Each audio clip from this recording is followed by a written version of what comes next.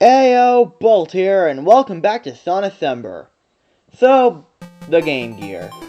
Being Sega's first attempt at a handheld console, but most certainly not the last, it was, well, I wouldn't call it a failure, but I also wouldn't call it a major success. Technologically, it was very impressive, with it being able to display full-color 8-bit games on par with the Master System, while also having a backlit screen which the Game Boy didn't have. Though unfortunately, it did come at a cost, with it requiring 6 AA batteries to run, which was a lot at the time. While it was technologically impressive, in the market it didn't really stand a chance.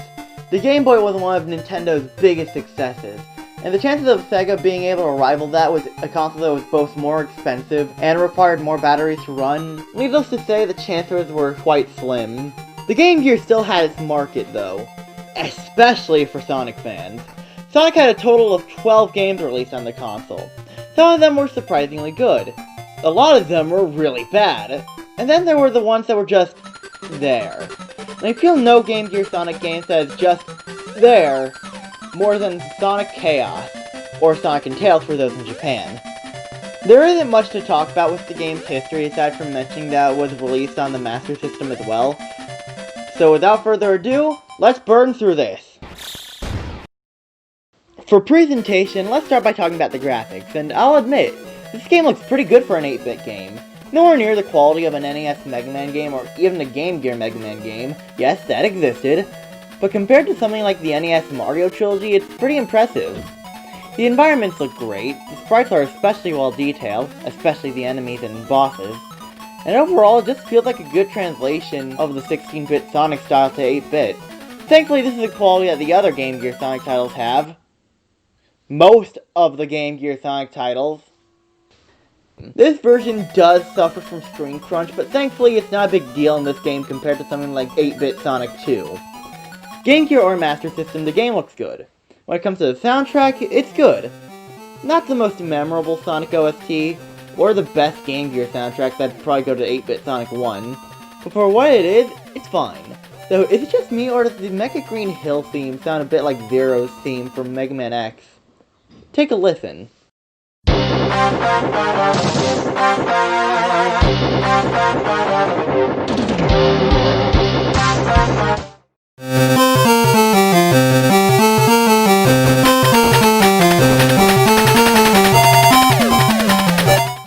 But yeah, overall, the game's presentation is good. So let's talk about gameplay. The gameplay, for what it's worth, is one of the better games of the Sonic Game Gear library. The controls are your standard 2D Sonic affair.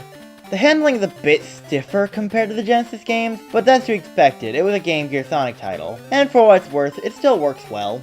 This game was actually the first of the Game Gear titles to introduce the spin dash, which still works great as always. But then again, you have to be a special kind of dumb to screw up the spin dash. It also decided to give us a super peel out from Sonic CD, which I didn't expect. It works well for what it is, though I usually just use the spin dash most of the time. This game also introduces a number of power-ups like the rocket shoes and spring, and they certainly exist. Yeah, there's nothing really notable about these. They'll show up for a few seconds and then go away. Outside of the special stages, you'll barely remember them. The game is also the first game in the series to introduce Tails as a fully playable character. No, the Sonic clone from Sonic 2 does not count. And Tails plays as you'd expect if you've played Sonic 3 and Knuckles. He can do what Sonic does, and he can also fly, though unfortunately he can't collect the Chaos Emerald.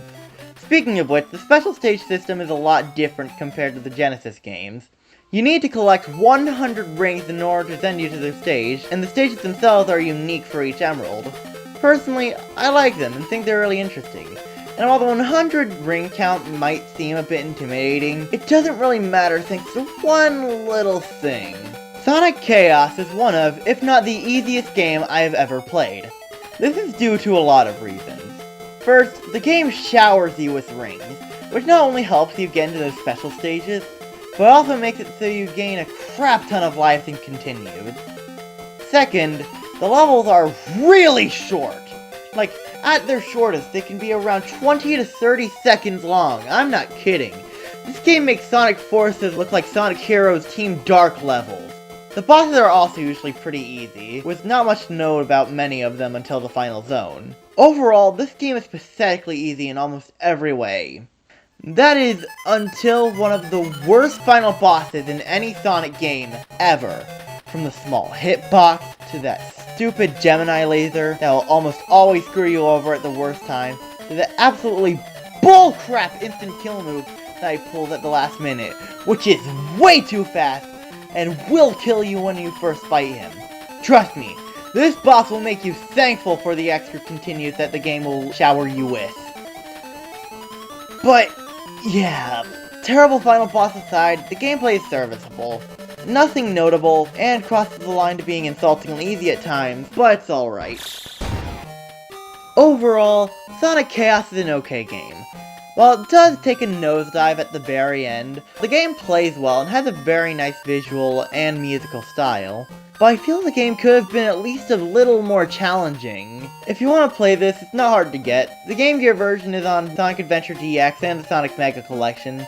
There's also the currently in-works fan project being led by A+ Start, which shows a lot of promise. But when it comes to the original game, I'd give it a 6 out of 10. This has been the Firebolt, and thanks for watching.